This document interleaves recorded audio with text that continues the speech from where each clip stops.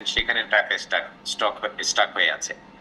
আপনি ওই ওই র মেটেরিয়াল গুলো এক জায়গায় রেখেছেন ওয়্যার হাউসে, সেখানে টাকা স্টক হয়ে আছে।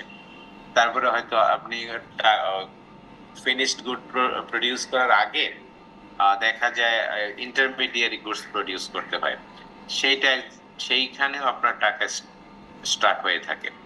তারপরে আপনি যখন কাউকে অ্যাডভান্স পেমেন্ট দেন সাপ্লায়ারকে, সেখানে টাকা স্টক হয়ে থাকে। আপনি অনেক সময় আপনার যারা এমপ্লয়ি তাদেরকে টাকা পরিশোধ করেন, ইন টার্মস অফ তাদের স্যালারি পরিশোধ করেন, ওয়েজেস পরিশোধ করেন, সেইগুলো পরিশোধ করার জন্য আপনার ওয়ার্কিং ক্যাপিটাল প্রয়োজন।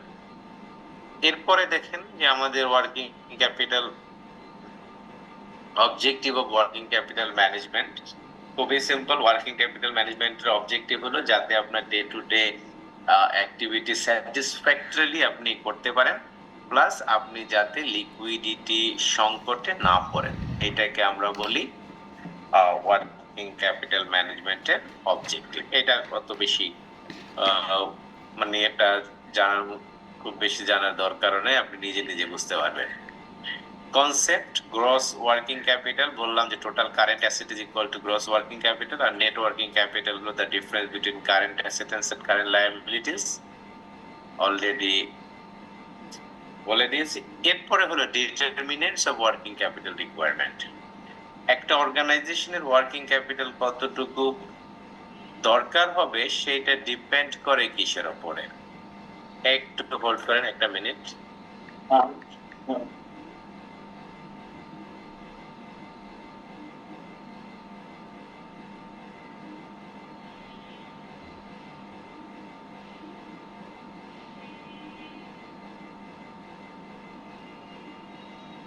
তো প্রথম যে ডিটারমিনেন্ট ওয়ার্কিং ক্যাপিটাল, কোন ফ্যাক্টর দ্বারা একটা অর্গানাইজেশনের ওয়ার্কিং ক্যাপিটাল কতটুকু দরকার সেটা ডিটারমিন হয়। তো প্রথম হলো নেচার অফ বিজনেস। যদি বিজনেসের নেচারটা এরকম হয় যে তার প্রতিদিন অথবা প্রতি 2 দিন পর, ধরেন 5 দিন পর পর তার কোনো কিছু পারচেজ করতে হয়, সেটা দিয়ে ফিনিশড গুডস প্রডিউস করতে হয়, তারপরে সেটাকে আবার ধরেন বিক্রি করতে হয়। এই নেচারের যদি বিজনেস হয় যেখানে ঘন ঘন টাকা দরকার হয়, সেইখানে ওয়ার্কিং ক্যাপিটাল রিকোয়ারমেন্ট অনেক হাই। প্রোডাকশন সাইকেল যদি আপনার অনেক বেশি হয়, ধরেন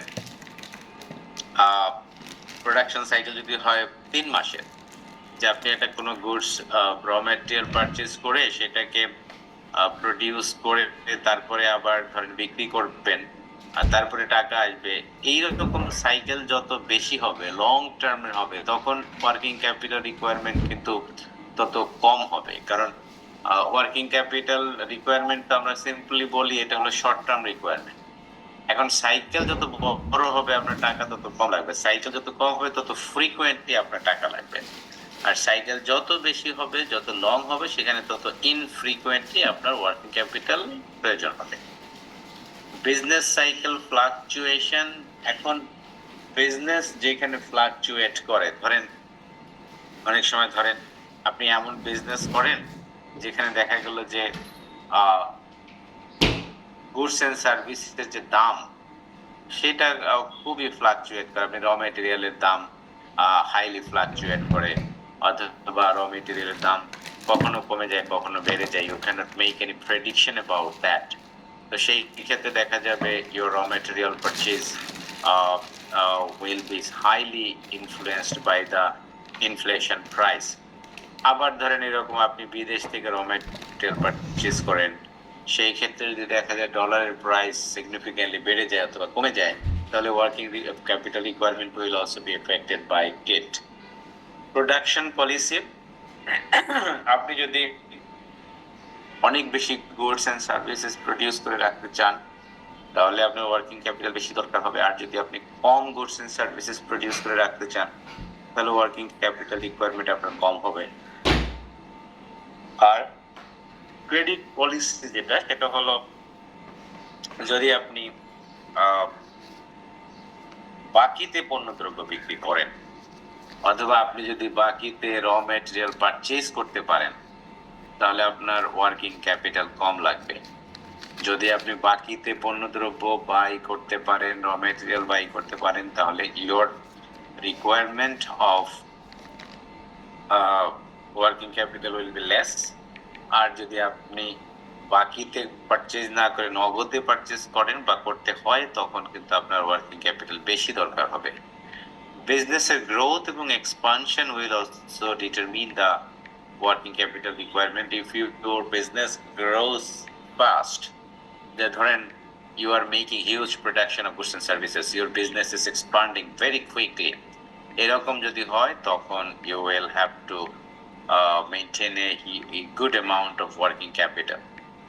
প্রফিট লেভেল, যদি প্রফিট অনেক বেশি হয় একটা অর্গানাইজেশনের, তখন সেই প্রফিট দিয়েই একটা অংশ ফাইন্যান্স করা যায় ওয়ার্কিং ক্যাপিটালের, তখন হয়তো ওয়ার্কিং ক্যাপিটাল বাইরে থেকে কম রিকোয়ার দরকার হয়। ট্যাক্স যদি কম পরিশোধ করতে হয়, ট্যাক্স কম পরিশোধ করা মানে হলো যদি ধরেন 30% ট্যাক্স দরকার হয় আর আর একটা বিজনেসে যদি 10% ট্যাক্স পরিশোধ করতে হয়, তাহলে যেই বিজনেসটা কম ট্যাক্স পরিশোধ করে তার লেভেল অফ প্রফিট বেশি হবে এবং ওয়ার্কিং ক্যাপিটালের একটা অংশ সে ওই প্রফিট থেকে রিটেইন করতে পারবে।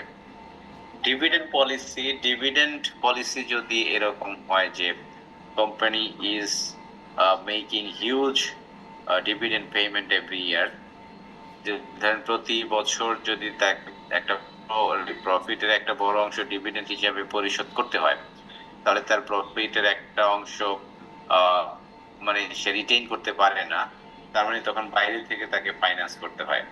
ডেপ্রিসিয়েশন যত কুইকলি হবে তত ওয়ার্কিং ক্যাপিটাল রিকোয়ারমেন্ট হাই হবে, ডেপ্রিসিয়েশন যত লেস হবে ওয়ার্কিং ক্যাপিটাল রিকোয়ারমেন্ট তত লেস হবে। প্রাইস লেভেল চেঞ্জিং,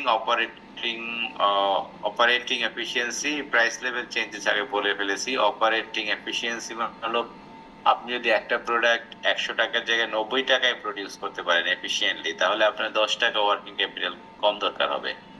আর যদি আপনি বেশি টাকায় পরিশোধ মানে প্রডিউস করেন, অপারেটিং ইনএফিসিয়েন্সি হয়, তখন আপনাকে ওয়ার্কিং ক্যাপিটাল বেশি মেইনটেইন করতে হবে। তারপরে আমাদের types of working capital facilities provided by financial institutions, many হলো ব্যাংক। এইখানে ধরেন যখন ট্রেডিং বিজনেস হয়, ট্রেডিং বিজনেস মানে হলো যারা শুধু বাই এবং সেল করে, প্রোডাকশন করে না, সেটাকে বলে ট্রেডিং কনসার্ন। তাদের জন্য ওয়ার্কিং ক্যাপিটাল রিকোয়ারমেন্ট হলো লেটার অফ ক্রেডিট। এটা লেটার অফ ক্রেডিট আপনারা যদি ব্যাংকিং প্র্যাকটিস করে থাকেন, সেখানে লেটার অফ ক্রেডিট হলে এক ধরনের গ্যারান্টি এক্সপোর্টারের জন্য ইম্পোর্টারের ব্যাংক দিয়ে থাকে। যদি ইম্পোর্টার টাকা পরিশোধ করতে ব্যর্থ হয়, তখন এক্সপোর্টারকে ইম্পোর্টারের ব্যাংক ওই টাকা পরিশোধ করবে, এটাকে আমরা বলি লেটার অফ ক্রেডিট। সো এইগুলো one type of working capital. তারপরে আছে আমাদের এলটিআর, এটাকে লোন এগেইনস্ট ট্রাস্ট রিসিট। এটা হলো ইম্পোর্টারকে ব্যাংক লোন দিয়ে থাকে without any kind of collateral, শুধু ট্রাস্টের উপরে ভিত্তি করে যে the borrower will repay the loan on time. এবং এলটিআর সাধারণত যারা খুব রেপুটেবল অথবা goodwill, the borrower with huge goodwill, তাদেরকে সাধারণত এলটিআর দেয়া হয়। সিসি হলো ক্যাশ ক্রেডিট, এটা আমি আগে পড়িয়েছি। ওভারড্রাফট হলো it is also one kind of working capital facility. আপনার যদি ব্যাংকে কারেন্ট অ্যাকাউন্ট থাকে, সেই কারেন্ট অ্যাকাউন্টে যত টাকা আছে তার থেকেও যদি এক্সেস টাকা ওঠানোর সুবিধা দেওয়া হয়, that is also one kind of working capital facility, but that is known as overdraft. একটা হলো ক্লিন ওভারড্রাফট, সিওডি, আরেকটা হলো এসওডি, সিকিউর ওভারড্রাফট। ক্লিন মানে হলো যেটার এগেইনস্টে কোনো সিকিউরিটি রাখা হয় না, আর এসওডি হলো সিকিউর ওভারড্রাফট মানে হলো যখন ওভারড্রাফট ফ্যাসিলিটি দিবে কিন্তু bank will take some security or collateral from you in exchange for extending this kind of overdraft facility. It is called actually working capital also. R manufacturing company যদি হয় সেটা হলো সেটার জন্যও ওয়ার্কিং ক্যাপিটাল ফ্যাসিলিটিস দিয়ে থাকে এবং export oriented RNG unit আদার দেন manufacturing unit তাদের জন্য আরেক ধরনের ওয়ার্কিং ক্যাপিটাল দিয়ে থাকে ব্যাংক। সেই ওয়ার্কিং ক্যাপিটাল হলো revolving letter of credit, LTR, revolving BT, BLC. এই back to back letter of credit এটা হলো এক ধরনের লেটার অফ ক্রেডিট যেটা হলো একটা লেটার অফ ক্রেডিটের এগেইনস্টে আরেকটা লেটার অফ ক্রেডিট ওপেন করা হয়, সেটাকে বলে back to back letter of credit. তারপরে আমাদের আছে প্যাকিং ক্রেডিট। প্যাকিং ক্রেডিট হলো অনেক সময় এক্সপোর্টাররা গুডস এন্ড সার্ভিসেস সেল করতে এক্সপোর্ট করার আগে তাদের প্রোডাক্ট প্যাকেজিং করার জন্য এক ধরনের লোন নিয়ে থাকে, সেটাকে আমরা ওয়ার্কিং ক্যাপিটালের আওতায় ফেলি, that is called packing credit. তারপরে আইবিপি অনেক সময় ইনল্যান্ড বিল পারচেজ বলে, এগুলো ওয়ার্কিং ক্যাপিটালের পার্ট। তারপরে work order financing. Work order financing হলো এই যে ধরেন আপনারা যেগুলোকে আমরা বন্ড, এই কেউ একজন ওকে ধরেন টেন্ডারে যখন কেউ অ্যাটেন্ড করে তখন টেন্ডারে অ্যাটেন্ড করতে গেলেই ব্যাংকের কাছ থেকে একটা গ্যারান্টি দিতে হয়, একটা নির্দিষ্ট পরিমাণ টাকা জমা দিয়ে টেন্ডার ড্রপ করতে হয় যে হ্যাঁ সে টেন্ডারে অ্যাটেন্ড করতেছে। এই টেন্ডারে অ্যাটেন্ড করার জন্য যেই পরিমাণ টাকা ব্যাংকে জমা দিতে হয় সেটাকে আমরা বলি বিড বন্ড। তারপরে এগুলো আমরা আগেও পড়েছি, বিড বন্ড, তারপরে পারফরমেন্স বন্ড আছে, পেমেন্ট গ্যারান্টি আছে, পারফরমেন্স গ্যারান্টি আছে, অ্যাডভান্স পেমেন্ট গ্যারান্টি আছে, এপিজি। এই সবগুলো মিলে আমরা যেটা দেখি সেটাকে আমরা মোটামুটি ভাবে বলি ওয়ার্কিং ক্যাপিটাল ফ্যাসিলিটিস। এই পর্যন্ত কারো কোনো বোঝার ব্যাপার আছে?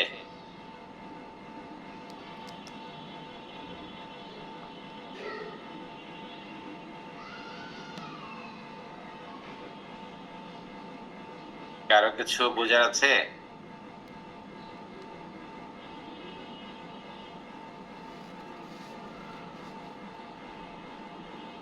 যদি ব্যাপার না থাকে, RSTL এটার মানে কি বলেন তো?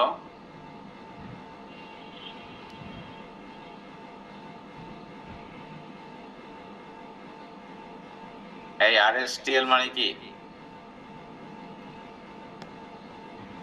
ব্যাংকাররা বলেন।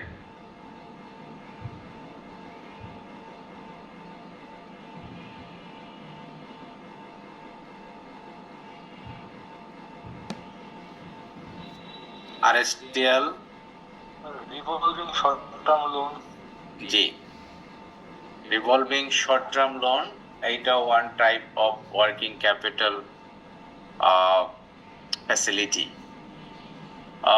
এখন দেখেন এইখানে বলা আছে the operating cycle and the working capital needs, যেটা আমরা আগেই বলেছিলাম। দ্য ওয়ার্কিং ক্যাপিটাল, একটা অর্গানাইজেশনের working capital need largely depend করে on operating cycle.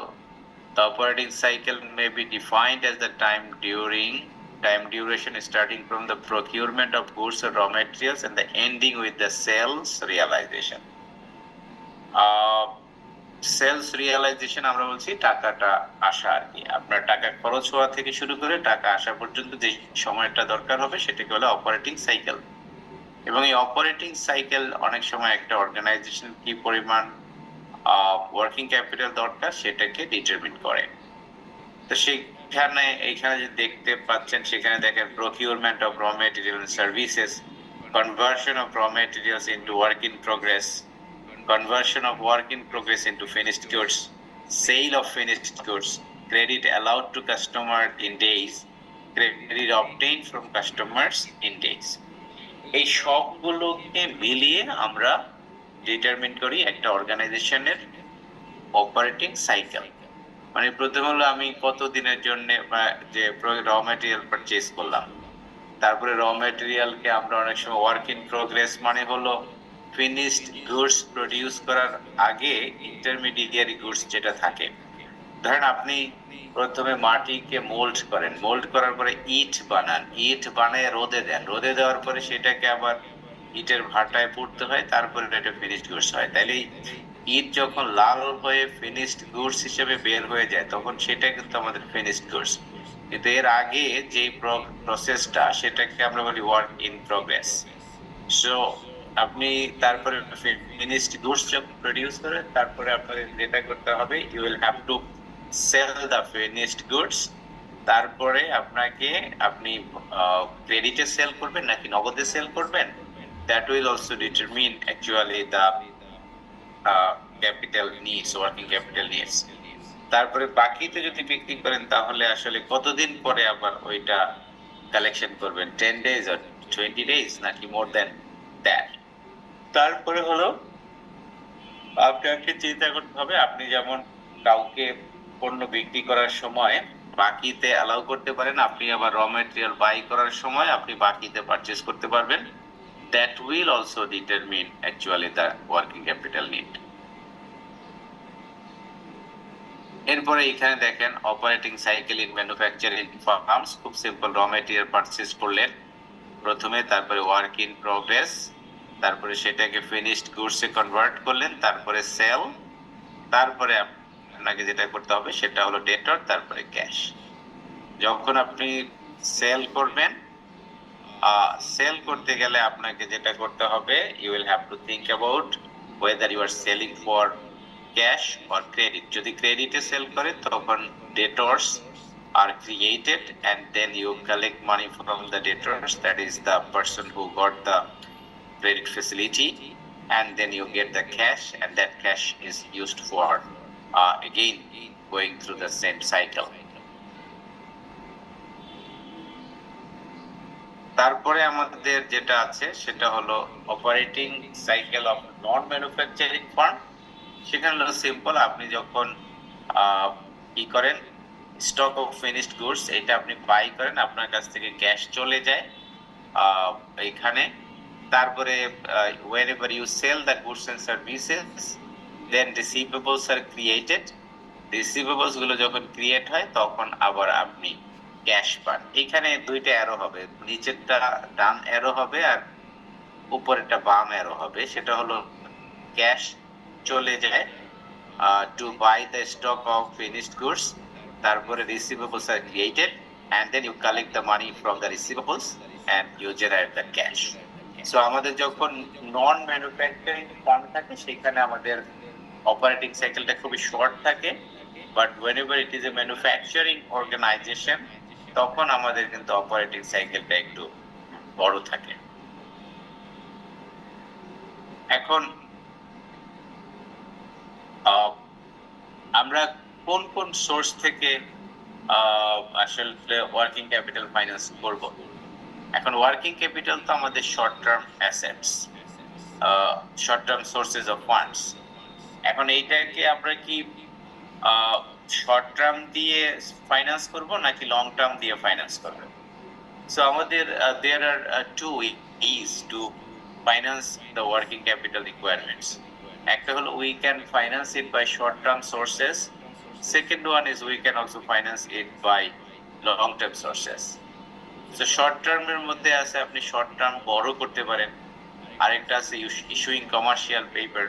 Commercial paper হলো এক ধরনের শর্ট টার্ম সিকিউরিটিজ যেটা সাধারণত হাইলি রেপুটেড কোম্পানিগুলো ইস্যু করে। তাদের যদি অনেক রেপুটেশন থাকে they can issue the commercial paper and these commercial papers are sold in the market and then the company can raise short-term funds by issuing this kind of commercial papers. আর যদি সেরকম option না থাকে তখন অনেক সময় দেখা যায় যে অর্গানাইজেশন সে হয়তো দেখা যায় বড় করতে পারে from the bank or other financial institution. So we have different ways by which we can actually finance the working capital needs, that is short-term sources and long-term sources. যদি short-term sources না হয়, আমরা অনেক সময় we can issue the share capital, we can go for long-term financing, borrowing. Even আমরা যেটা retain earnings, that is the part of our profit, that can also be used to finance the short-term capital or working capital.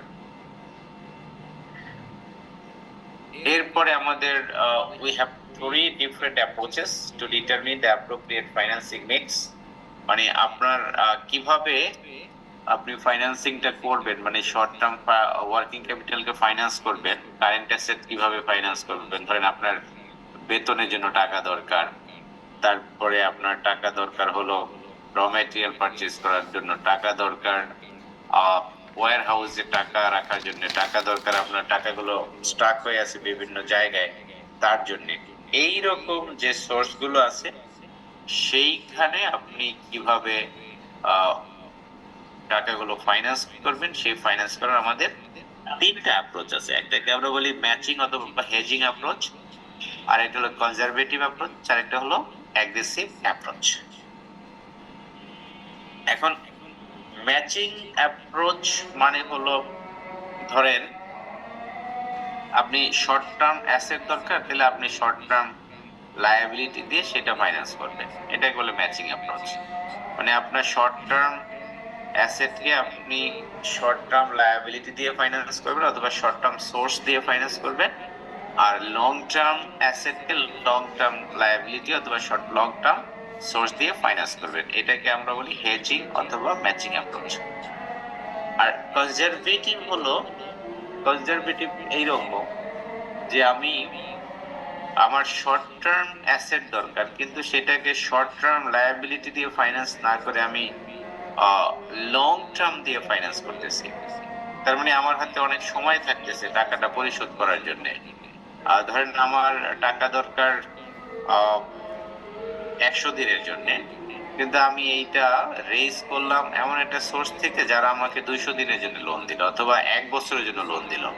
তার মানে আমি ওই টাকাটা পরিশোধ করার জন্য I get a huge time to repay the money to the financier. So এই জন্য এটাকে আমরা বলি কনজারভেটিভ অ্যাপ্রোচ। মানে যে টাকাটা বড় করছে he is not taking any risk for financing. So এইরকম যদি অ্যাপ্রোচ হয় তখন সেটাকে আমরা বলি কনজারভেটিভ অ্যাপ্রোচ। এবং এইটা একটু ইন এ সেন্স কনজারভেটিভ যে এটা the borrower is getting huge time to repay the money and he doesn't want to take any risk, যে আমি শর্ট টার্ম ফাইন্যান্স করলাম, সেটা হয়তো টাকাটা ব্যাক করার জন্য আমার এনাফ টাইম থাকবে না, এরকম কোনো রিস্ক সে নিতে চায় না। সে চিন্তা করছে যে ওকে আমার টাকাটা খরচ করব 1 মাসের জন্য, 1 মাসের জন্য আমি টাকাটা খরচ করব, কিন্তু আমি লোন নিব এমন সোর্স থেকে যেটা 3 মাসের জন্য, তাহলে 2 মাস আমার বাড়তি সময় থাকলো to attain the ability to repay the loan.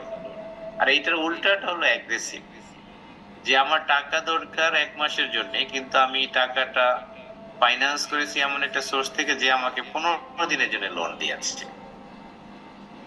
হয়তো আমার টাকা দরকার 1 মাসের জন্য, সরি টাকা দরকার 3 মাসের জন্য, ওয়ার্কিং ক্যাপিটাল দরকার 3 মাসের জন্য, কিন্তু আমি ওই লোনটা করেছি 1 মাস সোর্স থেকে, যেখানে 1 মাস পরে আমার টাকাটা পরিশোধ করে দিতে হবে। তাহলে এইটা অ্যাগ্রেসিভ ইন এ সেন্স যে আমার টাকাটা আসার আগেই আমি আসলে ওই বড়োয়ারকে, যে লেন্ডার, তাকে টাকাটা পরিশোধ করে দিচ্ছি। এইটা one in a sense aggressive, যে আমি I am taking the risk যে even before I am getting the money from other sources আমাকে অন্য জায়গায় টাকাটা পরিশোধ করে দিতে হচ্ছে। So that is actually the aggressive financing. এবং এটাকে আমরা অ্যাগ্রেসিভ এই সেন্সে বলি যে we are taking more risk in getting this kind of loan. আমরা যদি গ্রাফিক্যালি যদি দেখি তাহলে দেখেন ম্যাচিং অ্যাপ্রোচটা, এখানে 3টা আমাদের অ্যাসেট আমরা ভাগ করেছি।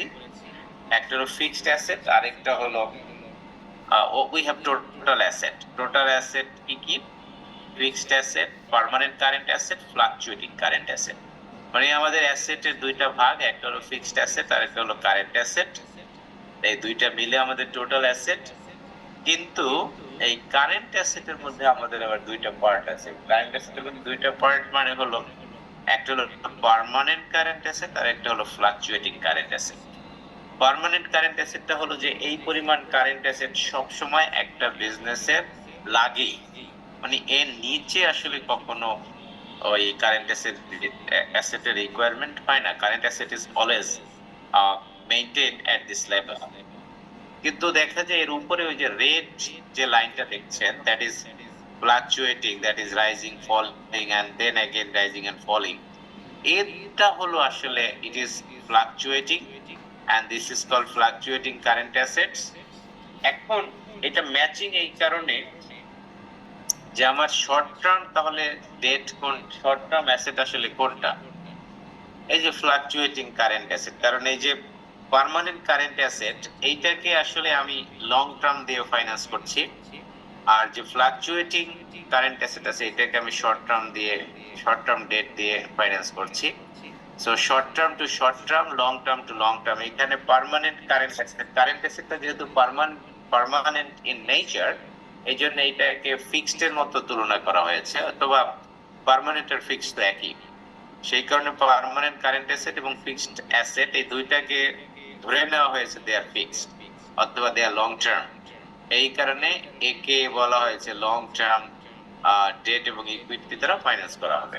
আর যেটা অলওয়েজ চেঞ্জ হয় সেটাই তো আমাদের শর্ট টার্ম, এবং that would be going through different fluctuations, এবং এইটাকে আমরা ফাইন্যান্স করব শর্ট টার্ম সোর্স দিয়ে, এবং এই জন্য এটাকে আমরা বলছি হেজিং বা ম্যাচিং অ্যাপ্রোচ। আর আমাদের কনজারভেটিভ যে অ্যাপ্রোচ সেটা ছিল, আপনি খুব ইজিলি দেখতে পাচ্ছেন এইখানে, যে আমাদের ফিক্সড অ্যাসেট এবং পার্মানেন্ট কারেন্ট অ্যাসেট এই দুইটাকে আমাদের ফাইন্যান্স করার কথা ছিল লং টার্ম দিয়ে, আর যেটা শর্ট টার্ম ছিল সেটাকে আমাদের ফাইন্যান্স করার কথা ছিল শর্ট টার্ম ডেট দিয়ে হেজিং অ্যাপ্রোচে। কিন্তু আমি এখানে যেটা করছি যে শর্ট টার্ম যেটা আমার ফ্লাকচুয়েটিং কারেন্ট অ্যাসেট আছে সেইটারও একটা অংশ, এই যে দেখেন সবুজ যে অংশ উপরের, সেইটা শুধু আমরা শর্ট টার্ম ডেট দিয়ে ফাইন্যান্স করছি। কিন্তু আরেকটু পার্ট আছে যেটা যে পার্মানেন্ট কারেন্ট অ্যাসেটের উপরের যে সলিড লাইনটা আছে এবং সেই সলিড লাইনের উপরে যে ডটেড লাইন আছে, এই যে গ্যাপটুকু, এইটুকু কিন্তু ফ্লাকচুয়েটিং কারেন্ট অ্যাসেট। এই ফ্লাকচুয়েটিং কারেন্ট অ্যাসেটটাকেও আমরা দেখা যায় লং টার্ম ডেট এবং ইকুইটি দিয়ে ফাইন্যান্স করতেছি।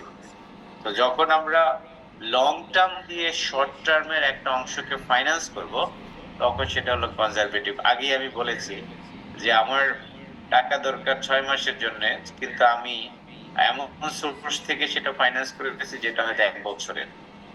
এইখানে সেটাই বোঝানো হয়েছে যে আমার টাকা দরকার ধরেন 3 মাসের জন্য, যেটা ফ্লাকচুয়েটিং কারেন্ট অ্যাসেটস, কিন্তু আমি সেইটা বড় করলাম 6 মাস সোর্সের জন্য, 6 মাস ব্যাপী। So I am financing 3 month capital need by 6 months financing sources. So এইটা যখন হচ্ছে তখন এটাকে আমরা বলি ফ্লাকচুয়েটিং, আমরা বলি কনজারভেটিভ অ্যাপ্রোচ। আর কনজারভেটিভ অ্যাপ্রোচের পরে যেটা আছে আমাদের সেটা অ্যাগ্রেসিভ। এটা আপনারা দেখে নিন রিলেশনশিপ। এখন অ্যাগ্রেসিভ হলো উল্টাটা কনজারভেটিভ।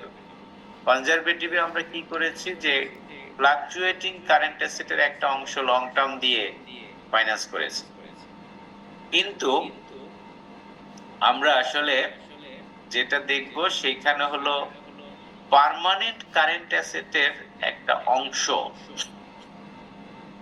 দেখেন আমাদের পার্মানেন্ট কারেন্ট অ্যাসেট ছিল যে যতটুকু, তার পুরোটা আমাদের করার কথা ছিল লং টার্ম ডেট দিয়ে ফাইন্যান্স করা আর ম্যাচিং অ্যাপ্রোচে যেটা। আর ফ্লাকচুয়েটিং কারেন্ট অ্যাসেট যেটা ছিল সেটাকে আসলে আমাদের ফাইন্যান্স করার কথা ছিল শর্ট টার্ম ডেট দিয়ে।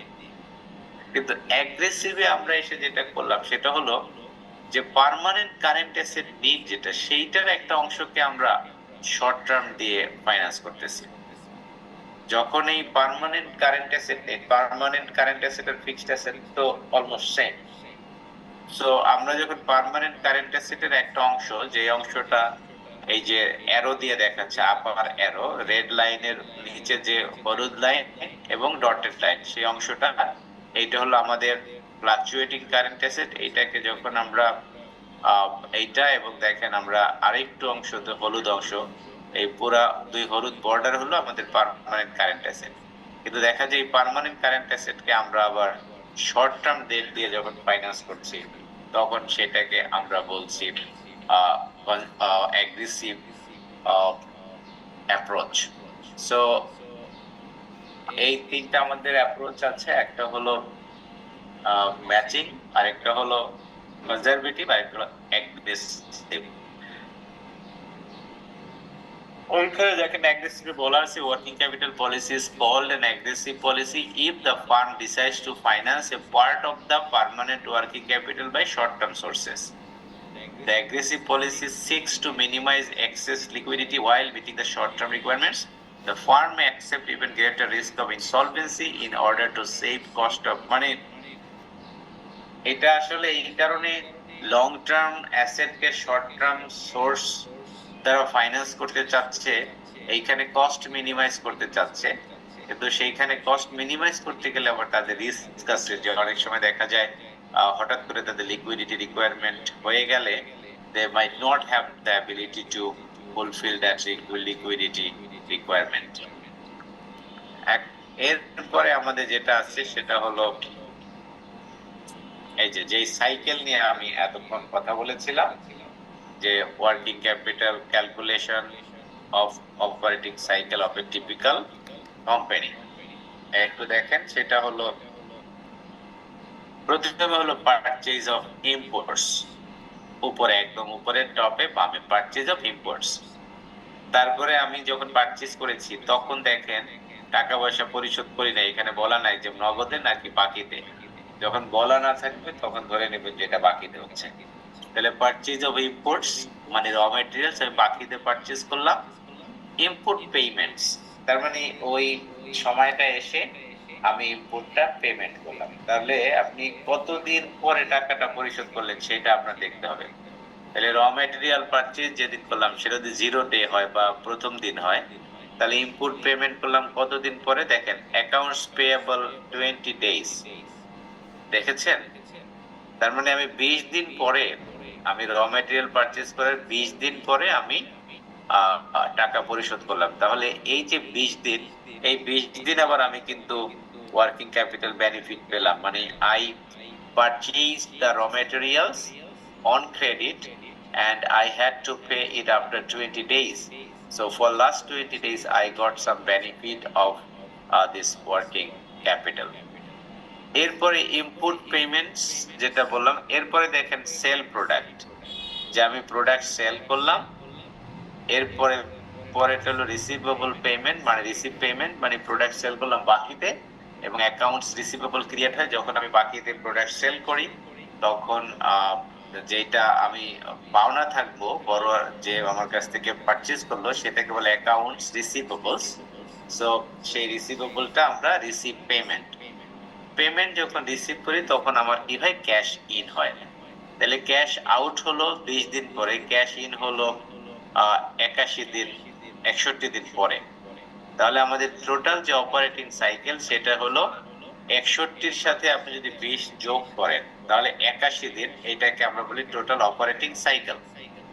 এই টোটাল অপারেটিং সাইকেলে আমার দুইটা জিনিস খেয়াল রাখতে হবে। একটা হলো একটা অ্যাকাউন্টস পেয়েবল ইন ডেজ, যে আমি কতদিন পরে ইনপুট পারচেজ করে টাকাটা পরিশোধ করলাম, সেটা 20 দিন পরে। তাহলে এই 20 দিনকে আমরা বলবো accounts payable in days, 20 days. আবার আমি প্রোডাক্ট সেল করলাম যেদিন, সেই দিন থেকে শুরু করে অ্যাকাউন্ট রিসিভেবল ক্রিয়েট হলো, তাহলে টাকাটা আমি পেলাম কতদিন পরে, 25 দিন পরে। তাহলে এই 25 দিনকে আমরা বলবো অ্যাকাউন্টস রিসিভেবলস 25 ডেজ। তাহলে এইখান থেকে আপনি দুইটা জিনিস লক্ষ্য করতে পারছেন, যে আপনি যখন র মেটেরিয়াল বাই করতেছেন তখন আপনি ক্রেডিট সুবিধা পাচ্ছেন 20 দিনের, আর আপনি যখন ফিনিশড গুডস সেল করতেছেন তখন আপনি ক্রেডিট ফ্যাসিলিটিস দিচ্ছেন 25 ডেজের।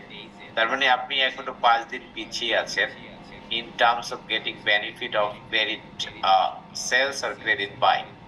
আপনি যখন বাই করতেছেন you are getting 20 days for accounts payable, but your buyers they are getting 25 days accounts payable benefit, which is accounts receivable for you. So এইখানে ইনভেন্টরি তাহলে আমার কাছে কত দিনের জন্য থাকলো? আমি র মেটেরিয়াল পারচেজ করে যেদিন সেল করলাম, তাহলে র মেটেরিয়াল পারচেজ করলাম আজকে প্রথম দিন, এবং এইটা সেল করলাম এই যে প্রথম, দ্বিতীয়, তৃতীয় যে লাইনটা আছে সেটা আফটার 56 ডেজ। আফটার 56 ডেজ আমি কিন্তু প্রোডাক্টটা সেল করলাম। তার মানে প্রোডাক্ট ইনপুট পারচেজ, র মেটেরিয়াল পারচেজ করে সেটাকে ফিনিশড গুডসে কনভার্ট করে সেল করতে করতে আমার 56 ডেজ লেগে গেছে। এখন এই 56 ডেজ যে লেগে গেছে এইটাকে আমি বলছি ইনভেন্টরি পিরিয়ড অথবা ইনভেন্টরি হোল্ডিং পিরিয়ড, যে আমার কাছে কতদিন এই ফিনিশড গুডসটা থাকলো, র মেটেরিয়াল ফিনিশড গুডে কনভার্ট হয়ে আমার কাছে কতদিন থাকলো, এটাকে বলে inventory period, that is 56 days. এই অপারেটিং সাইকেলটা আপনারা একটু ভালো করে দেখেন, দেখে যদি কারো কোনো কোয়েশ্চেন থাকে যে স্যার এটা বুঝি নাই বলতে পারেন।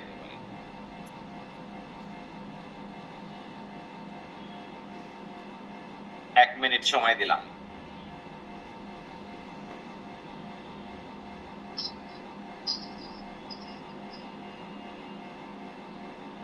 স্যার অপারেটিং সাইকেল 81 ডেজ কিভাবে হলো? 81 ডেজ, জি স্যার। দেখেন 20 আর 61, নিচের দিকে দেখেন ক্যাশ আউট, অরেঞ্জ কালার দেখছেন? জি স্যার। তো ক্যাশ আউটের উপরে একটা যে অ্যারো, দুই দিকে অ্যারো, সেখানে অ্যাকাউন্টস পেয়েবল 20 ডেজ, এটা পেয়েছেন না? Accounts payable 20 days. জি। এটা যদি 20 ডেজ হয়, এখানে ক্যাশ আউট আর ক্যাশ আউট থেকে ক্যাশ ইন দেখেন, ক্যাশ আউট থেকে ক্যাশ ইন এটা হলো 61 ডেজ। জি। এই 61 ডেজ আর এইখানে আছে 20 ডেজ, এই দুইটাকে যোগ করেন, এই দুইটা যোগ করলে আপনার অপারেটিং সাইকেল পাওয়া যাচ্ছে 81 ডেজ। তাহলে কি স্যার ক্যাশ আউট আর ক্যাশ ইন যোগ করলে অপারেটিং সাইকেল পাওয়া যাবে? জি এরকম? জি। এটা মানে শুধু এরকম না, আপনি যে দিক দিয়ে যোগ করেন, এইখানে এরকম হতে পারে যে ক্যাশ আউট ক্যাশ ইন যোগ করলেন, আপনি অপারেটিং সাইকেল পেয়ে যাচ্ছেন। আবার ইনভেন্টরি হোল্ডিং পিরিয়ড 56 ডেজ পেয়েছেন উপরে, দেখেন ইনভেন্টরি 56 ডেজ। জি স্যার। ওইটার সাথে অ্যাকাউন্ট রিসিভেবল 25 ডেজ যোগ করেন, কত হয়? 6 + 11 7 আর 1 8। মানে আপনি কি যোগ করতেছেন সেটা ইম্পর্টেন্ট না, কোন প্রসেসে যাচ্ছেন। যদি ক্যাশ আউট ক্যাশ ইন যোগ করেন অপারেটিং সাইকেল পাবেন। আবার যদি ইনভেন্টরি ডেজ ইন ডেজ আর অ্যাকাউন্ট রিসিভেবল সেটা যদি যোগ করেন তাহলে আপনি আবার অপারেটিং সাইকেল পেয়ে যাবেন। জি স্যার, বুঝতে পারছি। তাহলে ওই যে ক্যাশ আউট আর ক্যাশ ইন এই সময়টা 61 ডেজ, এটাকে আমরা বলি ক্যাশ সাইকেল।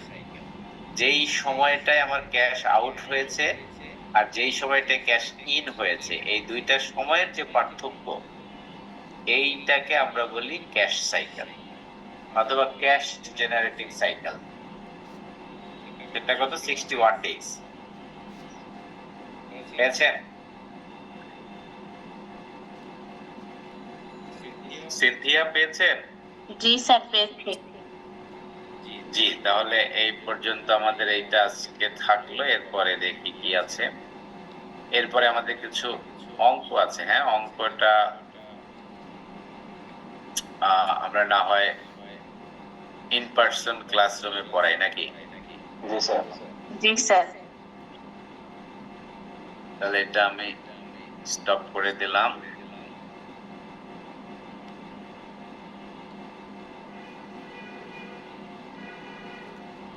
তাহলে আপনারা একটু রেসপন্ড করেন, আমি